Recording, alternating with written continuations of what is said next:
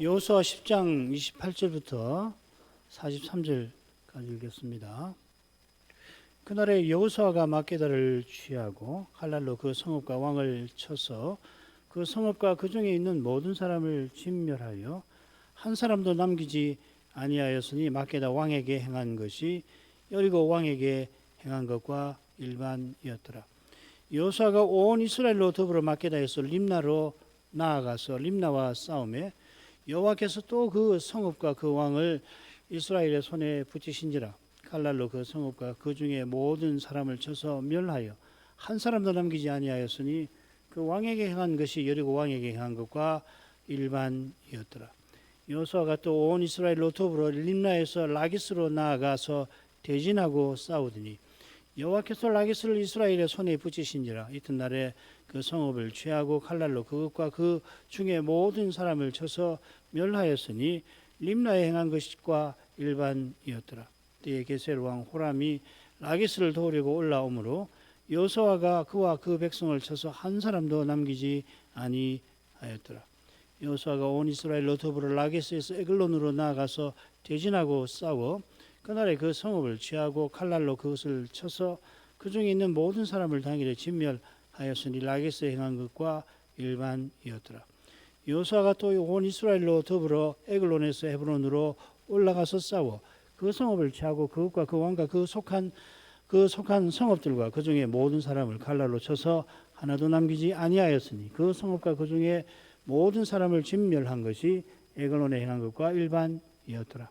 여호수아가 온 이스라엘로 더불어 돌아와서 드빌에 이르러 싸워 그 성읍과 그 왕과 그 속한 성읍들을 취하고 칼날로 그 성읍을 쳐서 그 중에 모든 사람을 진멸하고 하나도 남기지 아니하였으니 드빌과 그 왕에게 행한 것이 헤브론에 행한 것과 일반이요 림나와 그 왕에게 행한 것과 일반이었더라. 이와 같이 여호수아가 온 땅 곧 산지와 남방과 평지와 경사지와 그 모든 왕을 쳐서 하나도 남기지 아니하고 무릇 호흡 있는 자는 진멸하였으니 이스라엘의 하나님 여호와의 명하신 것과 같았더라. 여호수아가 또 가데스 바네아에서 가사까지 온 고센 땅을 기브온에 이르기까지 침해 이스라엘의 하나님 여호와께서 이스라엘을 위하여 싸우신 거로 여호수아가 이 모든 왕과 그 땅을 단번에 취하니라. 여호수아가 온 이스라엘로 더불어 길갈 진으로 돌아왔더라. 여호수아는 자신의 성경 가운데 한가운데 이 가나안 전쟁을 기록합니다. 둘째 대목이고 9장부터 12장까지가 되겠습니다. 이 전쟁은 대체로 남부 전쟁, 북부 전쟁으로 나눕니다만 전쟁 이전과 전쟁 이후에 관한 내용이 모두 58절인데 전투에 관한 내용과 분량에서 거의 같습니다. 절은 같고 절만 같다고 해서 다 분량이 같은 건 아닌데 거의 같다고 볼 수 있죠. 기본이 이스라엘과 맺은 언약 맺은 사실이 남부 전쟁의 발단이 되었던 것처럼 여호수아는 가나안 전쟁의 성격을 기본 외에 강력하여 화친을 맺지 아니한 데서 찾고 있습니다. 이는 가나안 전쟁이 국가 간 전쟁이 아니라 신령한 전쟁임을 가리키는 겁니다. 전쟁의 이 신령한 성격이 남부 전쟁을 북부 전쟁보다 상세하게 기록한 데서도 드러나고 있습니다. 우선 남부 전쟁의 전반부 10장 1절부터 15절까지 하고 북부 전쟁 전체 그러니까 분량도 같을 뿐만 아니라 그 전개 사건 전개와 표현도 아주 비슷합니다. 밑에 도표 전에 말씀드린 것 같은데 이 도표를 보면은 아주 의도적으로 이 둘을 기록을 해서 서로 상응이 되도록 한 걸 알 수 있죠. 이 두 단락 사이에 즉 네 번째 단락 지금 살피고 있는 단락에서 남부의 5 왕을 처형하고 이어서 남부 성들을 차례로 정복하는 일이 길게 기록되어 있는 겁니다. 지금 살피고 있는 이 네 번째 단락이 둘째 대목에서 가장 긴 단락인데 이 단락 한가운데에 남부 왕을 발등상 삼고 처형하고 나무에 달아 내리는 일이 언급되어 있는 것입니다. 바로 여기서 여호수아가 이 가나안 전쟁을 바라보는 시각이 가장 잘 드러날 것입니다. 아울러 북부 왕들도 이렇게 처형했을 거라 우리가 짐작할 수 있는데 그걸 여호수아는 굳이 기록하지 아는 것 같습니다. 그거 다 기록하면 얼마나 많겠습니까? 자, 이런 것이 성경 기록의 절묘함이며 또한 거기 거룩한 묘미가 있는 겁니다. 성경을 자꾸 읽으면은 이런 것을 물론 성신께서 비추어 주셔야 되는데 그 거룩한 묘미를 맛볼 수가 있겠습니다. 자, 이어 여호수아는 남부 성들을 정복한 일을 비교적 길고 상세하게 기록합니다. 지난 시간 요약한 내용을 말씀을 드렸죠. 이 요약에 따르면 여호수아는 기브온을 쳤던 5 성읍 중에 세 성읍의 정복을, 그러니까 라기스, 에글론, 헤브론 정복을 가운데 기록해 놓았습니다. 그 이유가 짝을 이루는 둘째 부분과 관련이 되어 있는 것 같아요. 여호수아와 이스라엘이 도망치는 남부 동맹군을 거의 진멸시켰고 그 남은 몇 사람은 견관성에 들어갔던 겁니다. 여기 이 진멸시킨다는 표현이 헤렘법의 하람, 여기도 진멸시킨다고 되어 있는데 같이 번역을 해놔서 혼동이 있지만 다른 표현입니다. 아이 군사를 들에서 다 죽일 때에 이 낱말을 씁니다. 들에서 전멸시켰다. 그리고 아이 성에 들어가서 모든 사람을 죽이고 그때 이제 거기에 하람이라고 헤렘 심판을 내렸다 거기 쓰는 거죠. 하람이라고 하는 것은 이 여호와의 헤렘법에 따라 모든 사람을 처형하는 겁니다. 이 동사가 성들을 정복하는 그 대목이 5번 나오고 있습니다. 20절에 거의 진멸했다. 이 번역하신 분이 이렇게 거의라는 말을 넣었는데 그냥 전멸시켰다 새기는 것이 좋을 것 같습니다. 일부가 들에서 피해서 경관 성들로 들어갔는데 그 성들은 바로 자기네 성 라기스, 에글론, 헤브론이었을 것 같아요. 뭐 다른 성으로 갔을 가능성이 없지는 않지만, 자, 그다음 막게다 림나로 가보죠. 그날에 여호수아가 막게다를 취하고 칼날로 그 성읍과 왕을 쳐서 그 성읍과 그 중에 있는 모든 사람을 진멸하여 한 사람도 남기지 아니하였으니 막게다 왕에게 행한 것이 여리고 왕에게 행한 것과 일반이었더라. 여호수아가 온 이스라엘로 더불어 막게다에서 림나로 나아가서 림나와 싸움에 여호와께서 또 그 성읍과 그 왕을 이스라엘의 손에 붙이신지라. 칼날로 그 성읍과 그 중에 모든 사람을 쳐서 멸하여 한 사람도 남기지 아니하였으니 그 왕에게 행한 것이 여리고 왕에게 행한 것과 일반이었더라. 28절은 그리고 막게다를 취하였더라. 여호수아가 이렇게 시작됩니다.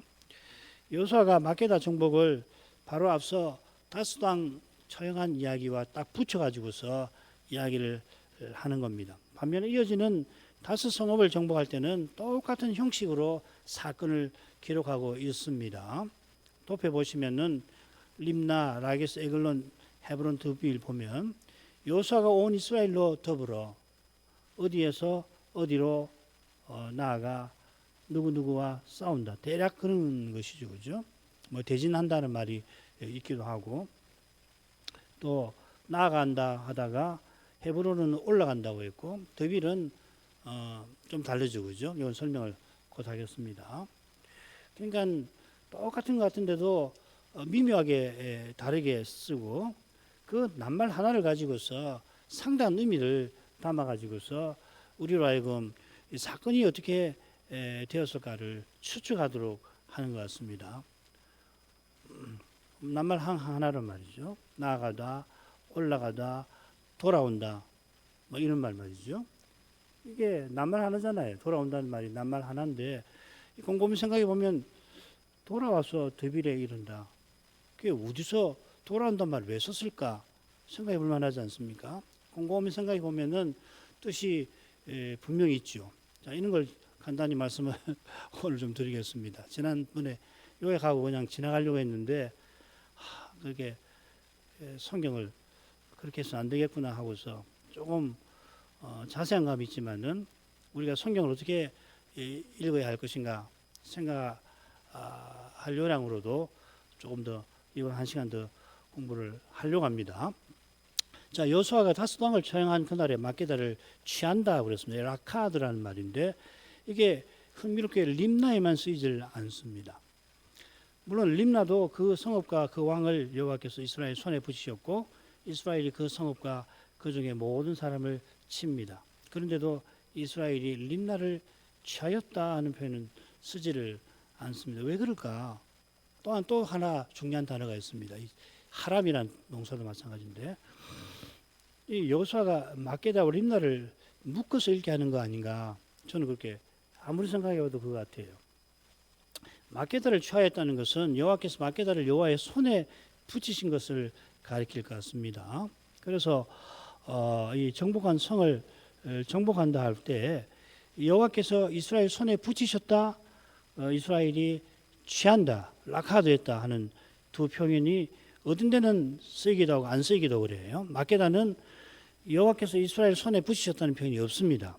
반면에 막게다를 취하다 이렇게 되어 있고 림나는 여호와께서 이스라엘 손에 붙이셨다 하지만 취한다는 말이 없어요. 라기스는 둘 다 있습니다.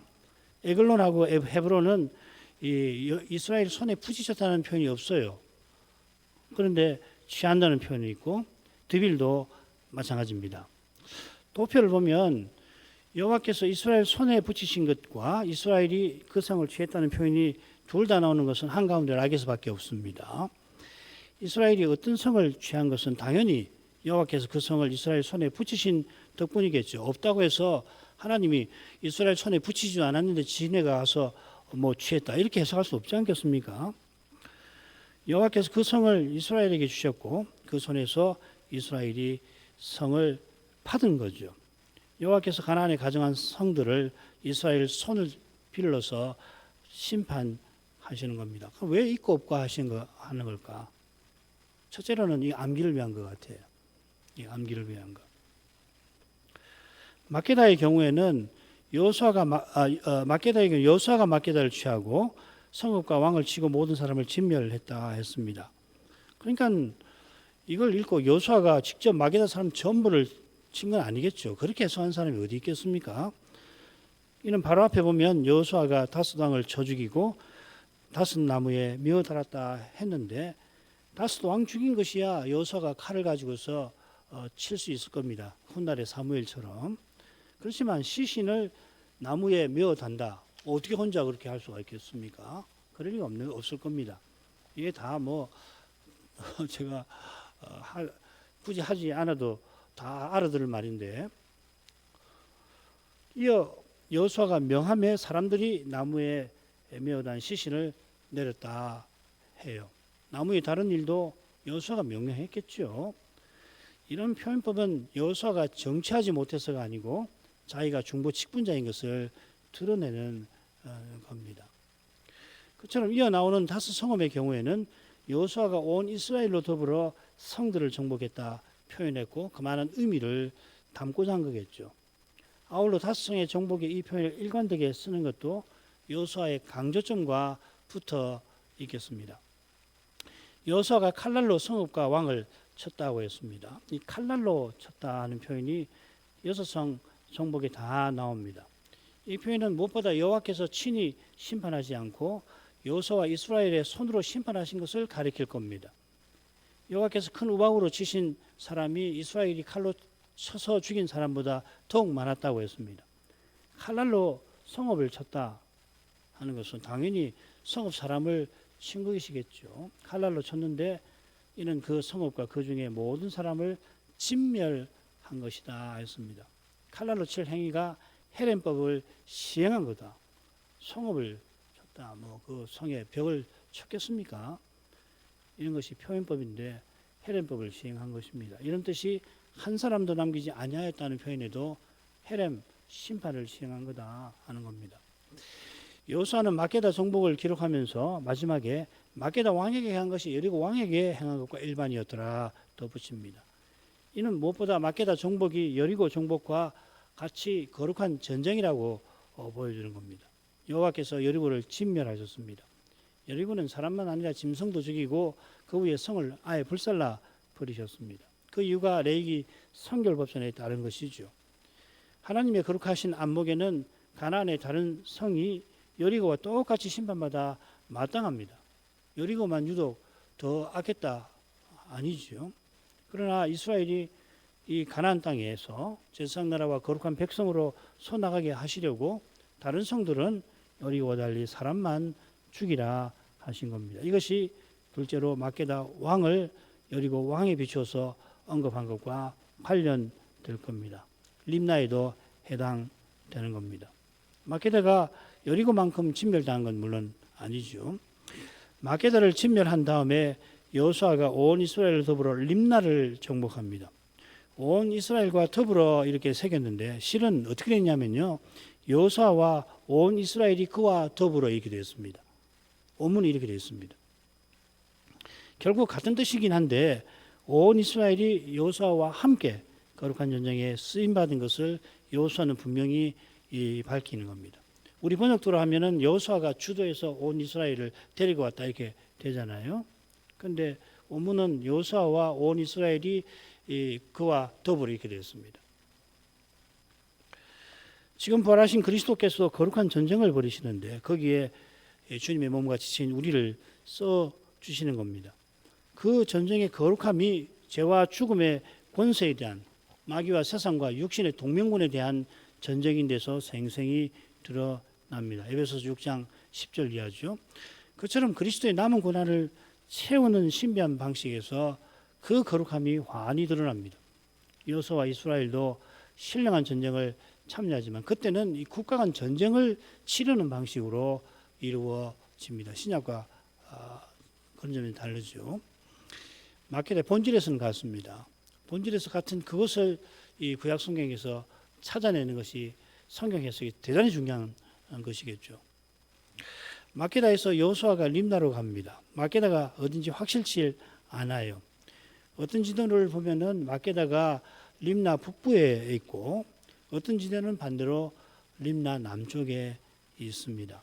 그러나 다윗 왕의 위치는 림나가 북쪽이고 라게스가 림나 남쪽, 그 다음 에글론은 라게스의 서쪽, 그리고 헤브론은 모든 성의 동쪽, 그리고 마지막 드빌은 헤브론의 남쪽입니다. 동서남북이죠.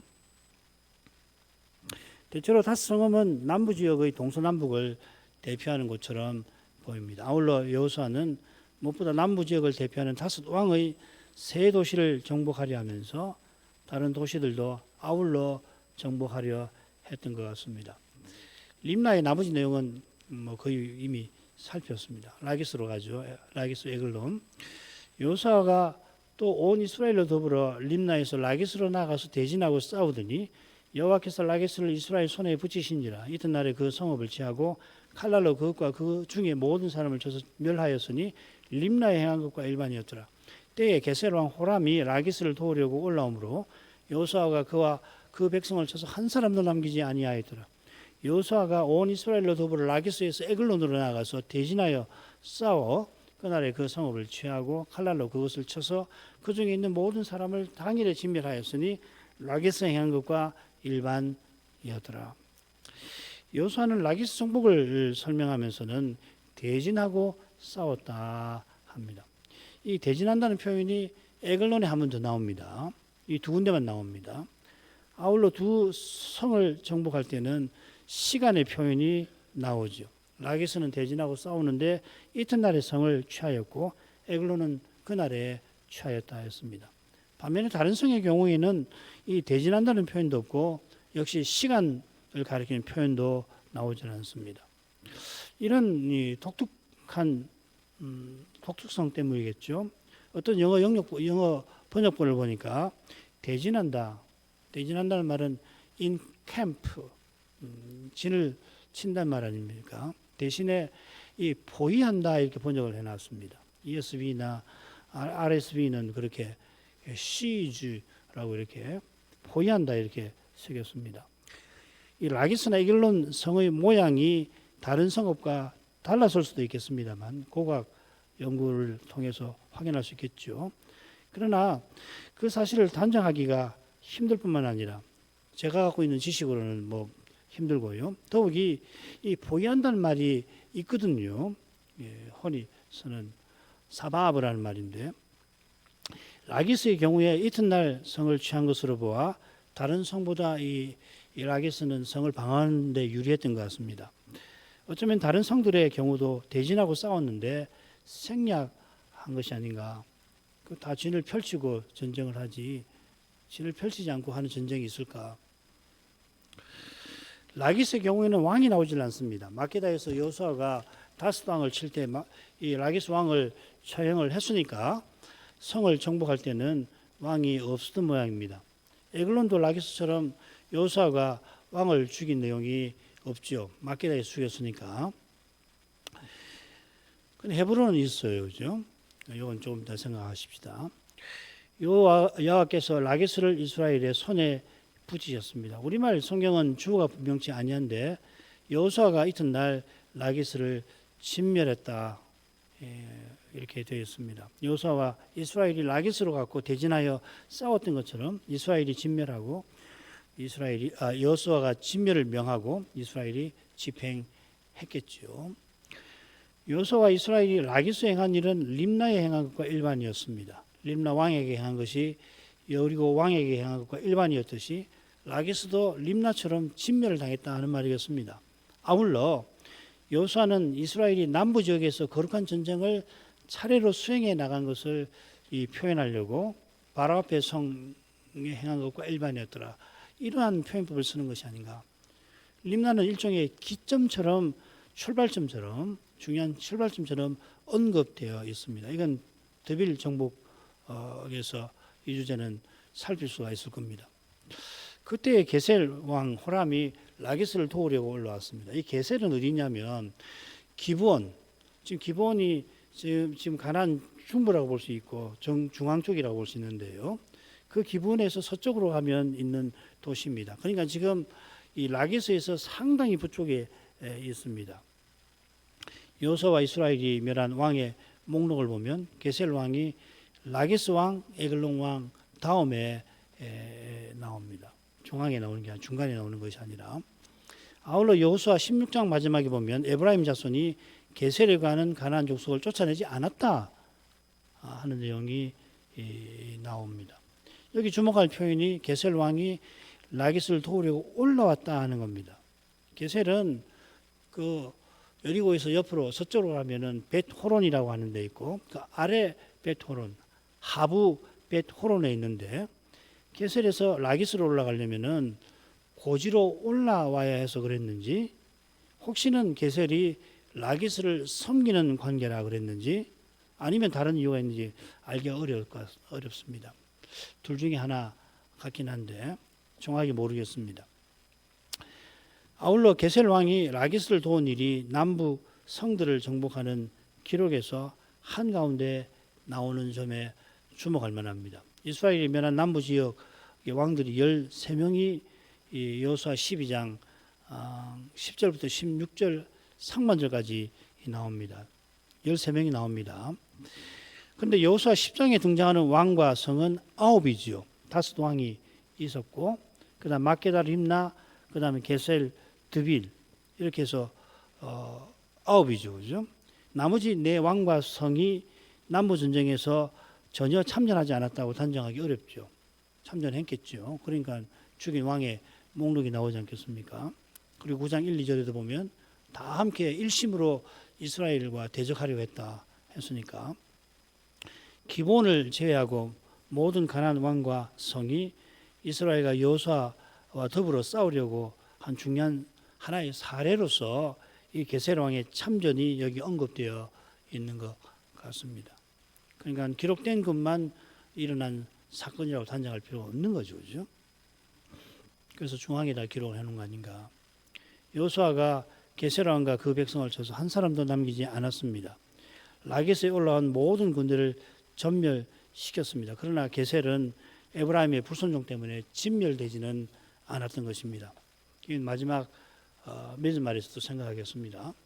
에글론 정복은 라기스 정복과 아주 비슷하게 서술되어 있어서 특별히 살필 게 없겠습니다. 헤브론으로 가겠습니다.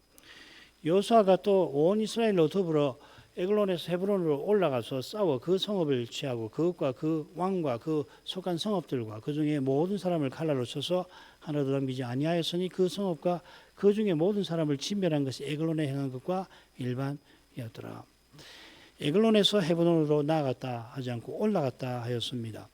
이건 아마도 헤브론이 유다 산지에 있는 것과 붙어 있는 것 같습니다. 헤브론은 예루살렘보다도 높은 곳에 있죠. 여호수아와 이스라엘이 그 성읍을 취하고 그것과 그 왕과 그 속한 성읍들과 그 중에 모든 사람을 칼날로 쳤습니다. 그 성읍을 취하고 했는데 헤브론이겠죠. 칼날로 그것을 쳤습니다. 사실 이 히브리어 성경에는 그 성읍이라고 나와 있지 않고 그것을 취하였다 이렇게 되어 있습니다. 앞에도 마찬가지입니다. 그것은 헤브론이고 이 헤브론은 여러 성읍을 아우르는 큰 도시인 거죠. 그 왕을 여호수아가 쳤다고 했는데 이미 막게다에서 헤브론 왕도 다른 네 왕과 함께 처형되었습니다. 그래서인지 라기스와 에글론에서는 왕이 언급되지 않았습니다. 반면에 헤브론에는 왕이 언급되었습니다. 아마도 그 사이에 죽은 선왕을 이어서 왕자든지 새로운 왕이 왕위에 올랐던 것 같습니다. 림나라부터 라기스 에글론까지 전쟁을 치려면 필시 여러 달이 흘렀을 겁니다. 이 가나안 전쟁이 몇 년에 걸쳐서 이루어졌을까? 두 가지 의견이 있는데 나중에 맺은 말에 제가 간단하게 말씀을 드리겠습니다. 필시 여러 달이 흘러서 아마 헤브론에 왔을 때는 왕을 세우지 않았을까 그렇게 생각을 해봅니다. 마지막 드빌로 가죠. 여호수아가 온 이스라엘로 더불어 돌아와서 드빌에 이르러 싸워 그 성읍과 그 왕과 그 속한 성읍들을 취하고 칼날로 그 성읍을 쳐서 그 중에 모든 사람을 진멸하고 하나도 남기지 아니하였으니 드빌과 그 왕에게 행한 것이 헤브론에 행한 것과 일반이요 림나와 그 왕에게 행한 것과 일반이었더라. 드빌 정복한 이야기를 기록하면서 여호수아는 앞서 내 성과 달리 헤브론에서라고 하지 않고 그냥 돌아와서 드빌에 이르러 싸웠다고 씁니다. 이는 드빌 정복이 남부 전쟁의 마지막 국면임을 암시하는 것 같습니다. 이 전쟁이 드빌에서 시작된 게 아니죠. 돌아왔다고 한다면은 드빌이 출발점인가? 그건 아니란 말이죠. 막게다와 림나에서 시작되지 않았습니까? 돌아와서 드빌을 쳤다라고 하는 것은 남부 정복 전쟁을 여기서 마무리 지으려 했다 하는 걸 겁니다. 이는 드빌과 그 왕에게 행한 것이 헤브론에 행한 것과 일반이요 림나와 그 왕에게 행한 것과 일반이었더라. 이 후렴적인 표현에서도 짐작됩니다. 앞선 5 성의 경우에는 그 왕에게 행한 것이 여리고 왕에게 행한 것과 같더라. 막게다 림나 그렇죠. 라기스 에글론 헤브론에 행한 것은 그 앞에 림나 라기스 에글론에 행한 것과 일반이라고 각각 되어 있습니다. 그런데 이 드빌의 경우는 종합해버리죠. 드빌과 그 왕에게 행한 것이라고 언급을 하고 아울러 헤브론에게 행한 것과 일반이며 특히 림나와 그 왕에게 행한 것과 일반이라 합니다.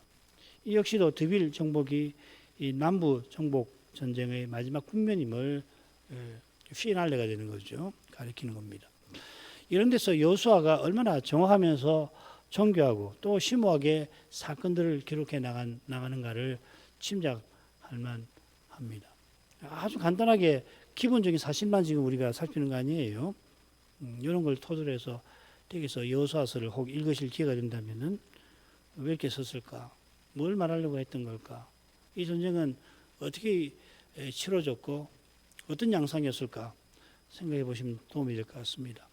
정복 전쟁은 필시 적지 않은 시간에 걸쳐서 이루어졌고 도시마다 전쟁의 양상이 똑같을 수가 없었을 겁니다만은 여호수아는 각 전쟁의 핵심 내용과 미묘한 차이점을 압축하되 문학적 정교함과 아름다움에 담아냅니다.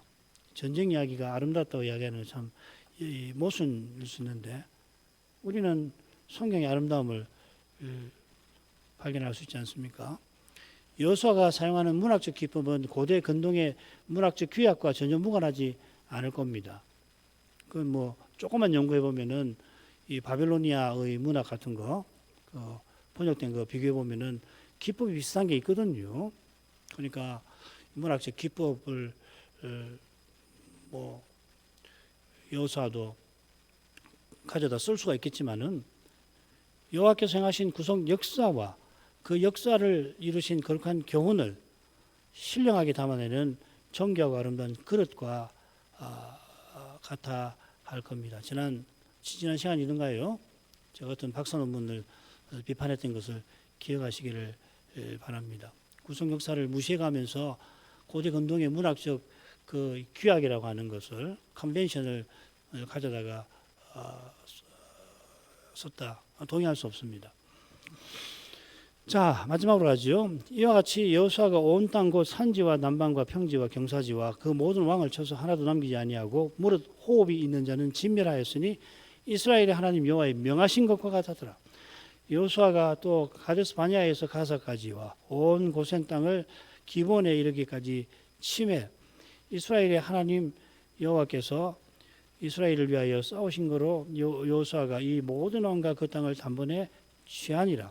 여호수아가 온 이스라엘과 더불어 길갈 진으로 돌아왔더라. 40절부터 42절은 남부 전쟁을 요약합니다. 40절, 41절에는 정복한 지역들이 언급되어 있는데 좀 더 정확하게 말씀드리면은 40절에는 정복한 중요한 지역들이 각각 언급되어 있고 41절에는 어디에서 어디까지 하고서 남부 지역을 망라하는 겁니다. 이 두 개의 전쟁이 있는 것이 아니라 같은 전쟁을 다른 방식으로 묘사하는 것 같아요. 여호수아는 남부 지역을 산지, 남방, 평지, 경사지로 구분합니다. 이렇게 하면 남부 지역이 다 망라가 됩니다. 산지는 기본 에서부터 그 남쪽으로 예루살렘으로부터 헤브론을 거쳐서 남쪽으로 쭉 산지가 있죠. 요단강 서편 경사지고 옆으로 가면 높은 산지가 있죠. 남방은 산지 남부의 평야 지대입니다. 그 네게브라고 합니다. 그리고 평지는 이 기본에서 서쪽으로 베토론 쪽으로 가서 거기서부터 여러 골짜기가 남쪽으로 쭉쭉 이어집니다. 제가 설명을 드렸을 겁니다. 아얄론 골짜기 기억나시죠, 그죠? 경사지는 어디냐면 산지와 요단강 사이 지역이 됩니다. 그러면 이 여리고 같은 데가 경사지가 됩니다. 이어서 네 지역을 여호수아가 묶어서 언급하는 것 같아요. 가데스 바네아는 이 남방에서 또 남서쪽에 있는 아주 중요한 도시죠, 그죠? 그 다음에 가사는 서쪽 지중해 연안 도시니까 남쪽에서 서쪽으로 지역을 묶은 겁니다. 온 고센이라고 했는데 이 고센은 이집트의 고센이 아니고요. 헤브론에서 남쪽에 있는 지역입니다. 여기서 기본까지, 즉 헤브론 예루살렘을 거쳐서 기본까지 쭉 묶은 겁니다. 앞서는 중요한 네 구역으로 나누고 그 다음에는 이제 묶어가지고 이제 표현을 한 거라고 보셔야죠. 여호수아가 남부 지역의 모든 왕과 그들의 땅을 단번에 취하였다 이렇게 됐습니다. 이 단번에라고 하는 표현은 남부 전쟁의 놀라운 승리를 보여주는 표현입니다. 남부와 북부 전쟁을 수행한 기간을 정확하게 알기는 어렵습니다.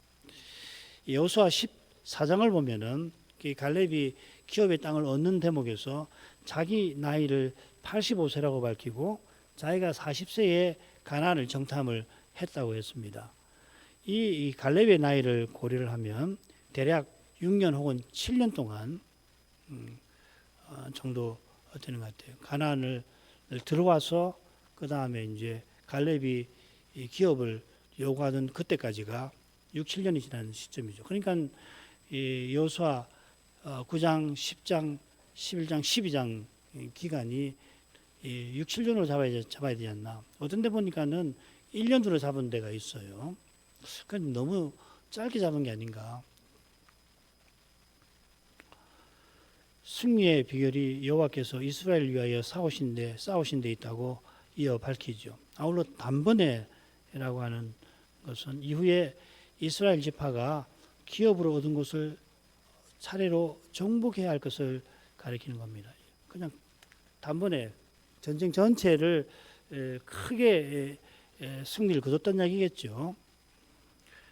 아울러 단번에는 그래서 이제 크게 전쟁은 이겨서 제압을 해놨으니까 그 다음에는 이제 각 지파가 제비 뽑은 그 기업으로 가서 차례로 또 진멸을 시켜야 되거든요. 그 말이고 그 다음에 이 단번에라고 하는 말은 말씀드렸군요. 그래서 여호수아서 11장, 13장, 14장 같은 데 보면 그런 내용이 있습니다. 물론 순종한 지파도 있지만 그러지 못한 지파가 더 많고 순종한 지파도 온전히 그렇게 못했습니다. 대표적인 지파가 유다 지파입니다. 유다 지파가 모든 지파보다 순종하지만 결정적으로 예루살렘은 정복하지 못했지요. 정복하지 못한 이유가 뭔지는 여호수아가 여호와의 명령대로 남부 지역을 쳐서 진멸했고 명령대로 진멸할 수 있는 비결이 여호와께서 이스라엘을 위하여 싸우신 데 있다. 그가 고백한 데에서 잘 드러납니다. 여호수아의 믿음의 고백을 통해서 정복하지 못한 이유, 불순종이죠. 그죠? 여호수아는 오직 은혜를 고백했던 겁니다. 이 고백은 주의 말씀을 깨닫는 데서 나옵니다. 그 말씀은 인생이 얼마나 죄인인 것을 드러내어서 오실 메시아를 바라보도록 한 겁니다. 오실 메시아를 바라본 거기서 여호수아는 명령을 받을 지혜와 힘을 얻었고, 그래 사도처럼 내가 아니요 나와 함께 하신 하나님의 은혜라고 지금 이 끝부분에서 고백을 하는 것입니다. 이만큼 하죠. 여호수아는 남부 전쟁을 요약하면서 자기가 여호와의 명령을 조차 정복했고 정복한 비결이 여호와께서 이스라엘의 하나님으로서 친히 전쟁을 지휘하신 데 있다 고백합니다. 이 고백은 바울이 모든 사도보다 더 많이 수고한 비결이 자기가 아니요 자기와 함께 하신 하나님의 은혜라고 밝힌 것과 같은 믿음에서 나온 겁니다. 이 믿음이 어느 시대든지 교회와 신자에게 중요한데 우리 시대에는 더욱 중요합니다. 이런 믿음만이 사람으로 행하는 것을 자랑하는 이 시대의 정신을 이길 수 있을 겁니다. 이 은혜를 우리가 오늘도 구하겠습니다. 조사에 임직된 최하영 이기범 씨에게 성신의 은사를 더해 주셔서 이 시대의 절실한 말씀을 전할 수 있게 해 주시기를 기도하겠습니다. 같이 기도하겠습니다. 거룩하신 아버지, 여호수아가 훗날 이 남부 전쟁을 기록하면서 자기가 얼마나 오실 메시아를 바라보며 살아갔는지 저희들을 생각하도록 합니다.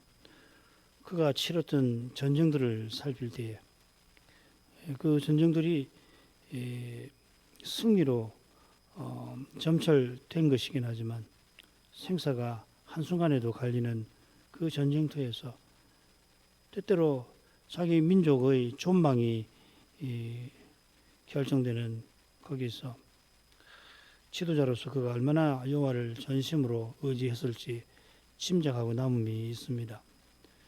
이 세상 나라라면은 전쟁에서 승리를 거두면 좋고 혹 패배하더라도 국가의 민족의 생존을 유지할 수 있다면 거기서 얼마간 의미를 거둘 수가 있겠지만은 언약의 나라는 그런 전쟁 승리에 만족할 수가 결코 없고 여호와께서 친히 세우시는 영원한 나라를 향하여 전진하는 그런 일이 있어야만이 비로소 온갖 역경과 고난을 이기고 나갈 뜻이 있었을 것입니다. 여호수아가 선지자로서 누구보다 이러한 사명에 각성하고서 성들을 정복해가는 그 큰 일을 감당할 때 전쟁을 승리로 이끄는 일이나 그 전쟁을 통하여 이스라엘이 거룩한 사명을 이루는 길이 오직 여호와의 은혜에 달려있음을 선지자 여호수아는 절감하였을 줄 압니다. 과연 그러한 은혜를 힘입고서 여호와께서 이스라엘의 하나님으로서 이스라엘을 위하여 싸우심을 확신하고서 여러 성을 차례로 함락시켜 나갔고 그 일들에 관하여 훗날 성경에 기록하면서 이 전쟁의 의미가 가나안을 기업으로 주신 목적 이루는 데 있음을 거기 분명하게 드러낸 줄 믿습니다. 무엇보다 남부 성들을 점령하는 일이 여호와의 명령을 받드는 것이고 여호와께서 가나안 백성의 그 가정한 죄를 심판하시는 그들을 진멸하시는 거기에 자신과 이스라엘을 쓰신다는 것을 우리에게 분명히 교훈하고 있습니다. 성숙했다고 자임하는 현대인들은 이스라엘이 가나안 족속을 진멸한 일을 들어 틀림없이 비인간적이고 잔인하다고 지탄은 하겠습니다만 그러나 가나안 족속들의 가정한 죄가 얼마나 비인간적이고 잔인한 것은 제대로 헤아릴 줄을 모릅니다. 성경에 기록된 대로 그렇게 가나안 족속들이 소돔 고모라 사람들처럼 서로를 대하고 특별히 자기들이 아닌 외부인들을 더러운 욕망의 대상으로만 대한다면 그러한 사회가 사나운 짐승들의 소굴보다 결코 나을 것이 없을 것입니다. 과연 이스라엘이 정복전쟁을 마친 후에 각 지파가 주신 기업을 믿음으로 차지하지 못하게 되었을 때 곧 이스라엘 중에 소돔과 고모라의 모습이 곧 드러났던 것을 성경은 교훈합니다.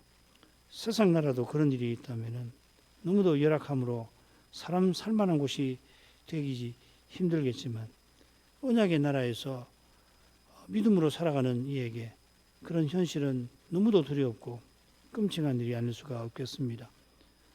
그처럼 죄가 얼마나 강력하고 심각하며 잔인하고 끔찍한지 이런 일들을 통해서 성경이 우리에게 철저히 교훈해 주시는 것은 인생이 죄가 하나도 없고 그 결과인 악이 먼지만큼도 없는 영원한 나라를 소망하도록 하신 데 있나이다. 그 나라를 소망하는 이마다 오직 여호와께서 보내시는 메시아만이 그런 나라를 세우실 수 있음을 그가 모를 수가 없겠나이다. 선지자들을 통하여 예언하신 대로 이 메시아는 인생의 죄를 대신 담당해 주셨습니다. 인생이 스스로 그 죄책을 담당할 수 없기 때문에 그처럼 그 죄책을 담당하는 일이 인생의 능력을 아예 넘어서는 일이라서 하나님이 사람 되셔서 수많은 인생의 그 영원한 그 형벌들을 다 받아주셨습니다. 그처럼 부활하신 그리스도는 죄와 사망의 권세도 이 순간에도 철저히 허물고 계십니다.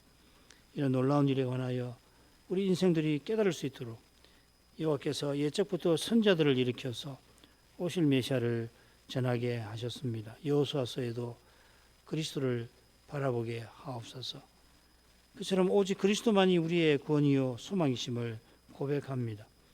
우리의 고백이 더욱 철저하며 또한 더욱 순결하고 그래서 더욱 아름답게 되게 해주심으로 사람이 조금이라도 사람의 힘과 꾀로 죄의 권세를 없애보려는 무모함에 떨어지지 않게 하시고 사망의 권세 앞에서 인생이 도무지 어찌할 바를 모르게 될 그러한 때에도 말씀의 거룩한 빛 가운데에서 우리의 부활, 우리의 영생이신 그리스도를 발견하게 하옵소서. 그리스도의 십자가로 구원받는 것을 고백하지만 사람 힘으로 하나님 뜻을 이루어보려고 하는 이 심각한 어리석음과 교만에서 늘 건져 주시옵소서. 예수님 이름으로 기도합니다.